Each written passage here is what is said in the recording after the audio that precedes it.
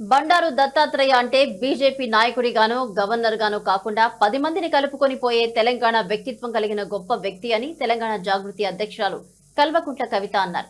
దత్తాత్రేయ కుమార్తె విజయలక్ష్మి ఆధ్వర్యంలో నిర్వహించిన అలేబలే కార్యక్రమంలో కవిత మాట్లాడారు. 20 ఏళ్లుగా దత్తాత్రేయ రాజకీయాలకు కులమతాలకు అతీతంగా ఈ కార్యక్రమాన్ని నిర్వహిస్తున్నారని ప్రశంసించారు.